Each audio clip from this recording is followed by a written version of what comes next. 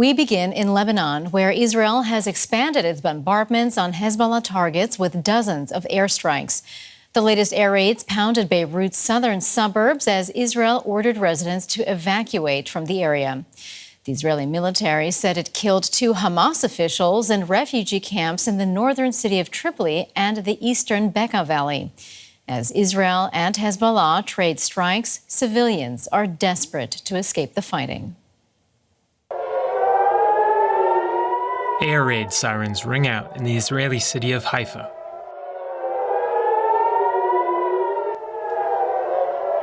Nearby, rockets fired from Lebanon ignite fires in northern Israel. In Lebanon, explosions rock Beirut's southern suburb as Israel continues striking densely populated areas it says are home to Hezbollah commanders and weapons. On the ground, neighborhoods lie in ruin. Everybody here, children, family, children, everybody here. Why? The strikes are taking a psychological toll. Now I'm terrified if I hear this sound. It's not right. It's not right at all. Lebanese officials say the ongoing airstrikes have shattered Beirut's healthcare system. More than 20 between hospitals, medical centers have been attacked. We've seen almost 130 vehicles that have been targeted. For Palestinian refugees living in Lebanon, the war has now moved to their doorstep. This is what we're scared of. We saw the scenes in Gaza. We saw what was happening there. Destruction, children, families. That's why we insisted on evacuating. Many families are now seeking refuge on Beirut's seaside promenade, away from buildings and potential targets, as Israel and Hezbollah show no signs of reaching a ceasefire. Let's bring in journalist Karim El-Gawhary, who joins us from Beirut. So, Karim, Israeli strikes on Hezbollah in Lebanon seem to be intensifying, and as we've heard, we're also seeing Hezbollah continue to launch rockets into northern Israel. What's the latest that you're hearing from the ground? Well, it's very difficult to get a picture what is going on, especially with the Israeli ground offensive in the south of the pictures. Both sides of the country, both sides are very, very restrictive with the information. They are giving, Israel is saying that more than 90 projectiles were fired into northern Israel by Hezbollah today, injuring slightly 3 people. Here in Lebanon, in Beirut, it's a very striking difference to the last days. Let's say 3 or 4 days ago, we had a few strikes a day of the southern part of the city. Now we have relentless strikes. Alone in the last 3 or 4 hours, we counted 8 strikes in Beirut here on the southern parts of Beirut, with, of course, people mostly will get away from there and are too scared to go back. I've talked to some people who said basically, they left with only what they had on and a little bag and their papers. And now they're saying, like, we are gone now since more than 1 week. We are too scared to go back to even go to our flats and go more things, get more clothes and things out. People are really scared here in Beirut. And some of them are quite traumatized. And what more can you tell us about the Israeli strikes on hospitals in Lebanon and also reports of numerous paramedics who've been killed in the last few days? I mean, that with the paramedics is really an amazing number. Ministry of Health is saying that alone in the last 72 hours alone, more than 50 paramedics were killed here all over in Lebanon, mainly in the south, in the Bekaa Valley, and also again in the southern parts of Beirut. In the south, we have a big problem with the hospitals that are in. Also, 2 of them were struck by Israeli strikes. It had to close down. Another one had to close down because they run out of supplies. The UN is talking about a health system in Lebanon that partially is starting to collapse. Well, the UN is also warning that shelters for those people who've been fleeing the fighting in Lebanon are almost completely full. So what does that mean for the people who are still trying to escape this violence? It's an incredibly displacement crisis. Filippo Grandi, who visited the country from UNHCR, from the UN Refugee Agency, is talking about a terrible crisis for this displaced people.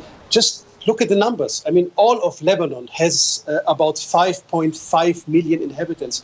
Now we have more than 1 million people being displaced, looking for shelter, looking for food, looking for medical attention. You can see the pictures here from the Corniche on the Nile. This is normally the place where the people are promenading along the waterside. Now you can see that people are living there in all places, in all gardens. You have people, and they are really, really desperate. And they're also like, one of the main problems they have, that they really have no idea this is going to be for another week, for a few months, or maybe even longer. I mean, how long are they going to stay in this situation? And that all in a situation where we have really a failed state in Lebanon, a state that barely takes care of these people. It's mostly private initiatives that is trying to somehow help these people. That was journalist Karim El-Gawhary speaking to us from Beirut. Karim, thank you so much for your reporting. You're welcome. We can now speak to Aline Kamakian. She's a chef for World Central Kitchen in Beirut, which is a charity that provides meals to people impacted by crises. Thank you so much for joining us on DW, Aline. We understand that you've been distributing food to people who are sheltering on the streets of Beirut. What can you tell us about the situation they face?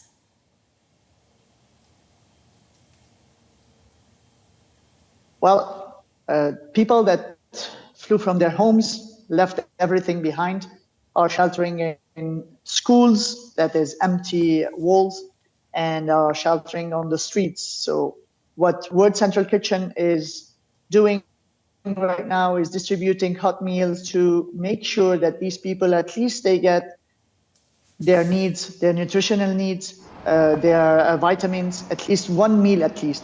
Because the people that left everything and came are normal people that used to have lands, animals, their work and everything, and they left everything with nothing with them, without any reserves, and they left to come and sit on the streets in empty schools and empty hotels that we have around Beirut.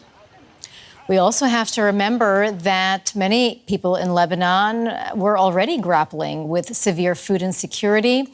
So what is it that they need right now most urgently? Well, Lebanon did not have a break since 2018. We had the financial crisis, we had the COVID, we had the explosion of the port, we had the war started. So food insecurity, newborn, people are 50, 60 people sitting in the same classroom in the schools. You know, school doesn't have shower, hygiene, all this basic need for a person to continue to live with dignity. They don't have this. So everyone, World Central Kitchen with different NGOs are providing food, but they need a lot of things. They need shower places, they need hygiene, they need privacy, they need beds to sleep on. Anything that you basically need, it's not existing. These people doesn't have anything. And your there team are of babies, newborn babies, there are mothers that breastfeeding, there are grandpas, grandmas, and your team, of course, I just wanted to ask about your team, because they are also having to face a very dangerous situation. So how are all of you coping in terms of your own security and also securing the supplies that you need to distribute, to prepare the meals and distribute them? Well, security doesn't exist in Lebanon. Israelis are bombarding with no clear patterns. There is no clear pattern in their aggression. They are targeting in an unpredictable way, and not only the Hezbollah location. So every step we're taking is under risk. All Lebanon is being bombarded without knowing where and when. So our team are trying their best to be there. Imagine at night you are in shelters, not sleeping, not being able to have a rest. In the morning, early morning, you're starting to cook. That's the only way that we can keep on, because we know that these people need us. When is our turn? We don't know. Everybody is targeted in Lebanon. I don't know why yet. And everything is being very, very unhumanized, and everybody is targeted in Lebanon. And about the ingredients, as you know, they closed the road they bombarded the road between Syria and Lebanon. They're trying to close on Lebanon to find enough ingredients to be able to cook for this displaced. We have more than 1.2 million displaced people. So you need to feed them, and you need these people to feed. And above all, you still have the Syrian refugees in Lebanon. Thank you so much. That was Aline Kamakian, a chef for World Central Kitchen, joining us from Beirut. And we apologize for the difficulties with the line to the Lebanese capital. Thank you so much for joining us on DW.